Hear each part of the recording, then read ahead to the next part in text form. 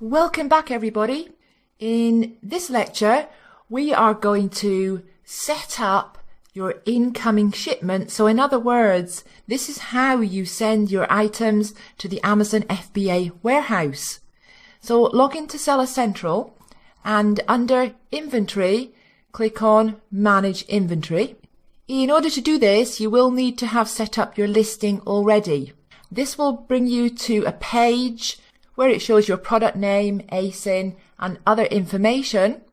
Under status, it's going to show as inactive because you don't have any stock yet. So once your stock does arrive at the FBA warehouse, it will change to active. Away over on the right hand side, under Edit, click the drop down menu and select Send Replenish Inventory. Under Shipping Plan, you will probably only have the one option saying create a new shipping plan. You will also be prompted on this page to enter the ship from address. So that's the address from which your items are being sent to Amazon FBA. Under packing type, select case packed products because your items are going to arrive in a carton. They're going to arrive inside a case. They're not going to be individual. And then click continue to shipping plan. And now enter the number of units. So how many units, how many items are in a carton?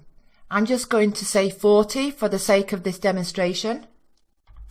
And right here, enter your number of cases. You will probably only have one, but if you have more than one, just enter the number of cases here. And now we can see our total number of units because for this particular shipping plan, I've entered 40 units per case and one case. That's 40 total units. And then click on continue.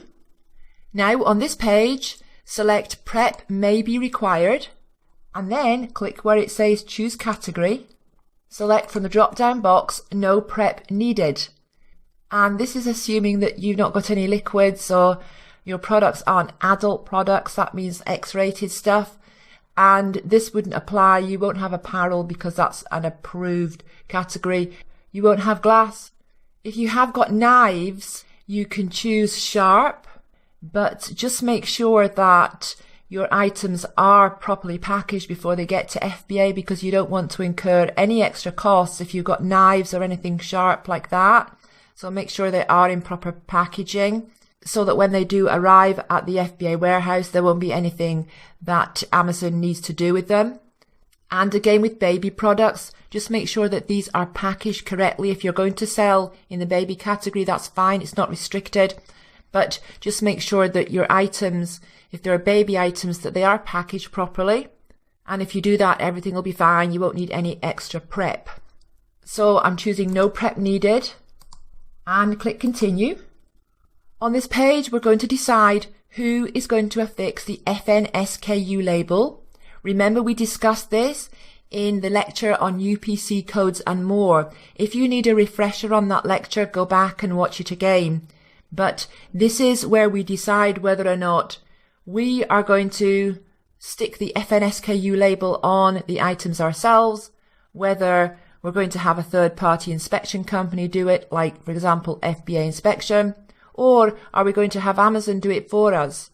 Now, in the profit calculations, I've included this. And if Amazon does it for us, it's 20 cents per unit. This has all been included in the profit calculations because I included it anyway, regardless of whether or not you're going to have Amazon do this for you, because I know that some of you would. So the profit calculation included the 20 cents per unit. If either you yourself are going to affix the FNSKU labels, or you're going to have a third-party company do them for you, like FBA inspection, then you would choose merchant. Merchant is going to do the labeling, in which case there's no cost. If you're going to have Amazon do it, choose Amazon. And for these 40 units, the cost at 20 cents per unit would be $8. And once you've done that, click on continue again. And on this page now, we can check the number of cases and the number of units. That's correct. This is also going to give us now the ship to address of the FBA warehouse where these units are going to go, where this product is going to go. And after clicking approve shipment, you are actually given a full address This is just an abbreviated address, but you get the full address when you click on Approve Shipment. Now up here, this notice, the inventory you send to Amazon may be split at the merchant SKU level into multiple shipments. We will assign each shipment to a specific fulfillment center based on several factors, etc., etc. This would not apply to you if you've only got one case. This notice comes up on every single time you make a shipment, regardless of whether you've got one case or 100 cases. They always put this notice on here. It's on here by default. If you've only got one case, then this definitely doesn't apply to you because they don't open cases and split them up. But if you've got multiple cases, let's say for example you had 3 cases, then it's very likely that Amazon will want to send one of your cases to one warehouse, another to another warehouse, and keep one at the ship to warehouse. In the profit calculations, I have included 30 cents per unit in with the costings for this. Now, again, if you only have one case, then it doesn't apply to you. But I've included that 30 cent per unit in the profit calculations anyway, because that's what it costs if Amazon are sending your cases to different warehouses. And even though you probably won't have that cost to begin with, just to be very conservative, I did include it in the profit calculations. Okay, now after you click on Approve Shipment, you will get a page where you can download to your device the FBA shipping labels. The FBA shipping labels are the labels that go on the outside of the case, so on the outside of the carton, and it's one unique label per case. So don't make the mistake of thinking that the labels are all identical, because they're not. So if you have 5 cases, you'll have 5 labels and you'll download 5 labels. If you yourself are sending your items to FBA, then you will print these labels out and stick them on the outside of the shipping carton, so the outside of the box. You'll do that yourself. If you are using a third-party company, such as FBA Inspection, you would send those shipping labels, you could just email them over to FBA Inspection or whichever company you're using. If by any chance your supplier is sending your items directly to FBA, then you will email those FBA shipping labels to your supplier. So those are the labels that go on the outside of the shipping cartons. There's nothing that goes on the inside except for the units. There's no documentation at all goes on the inside of the box.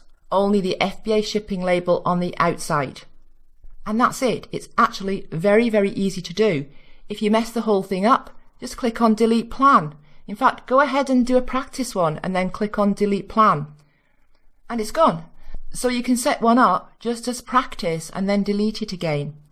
Okay, so now you know how to set up an incoming shipment for sending your items to Amazon FBA.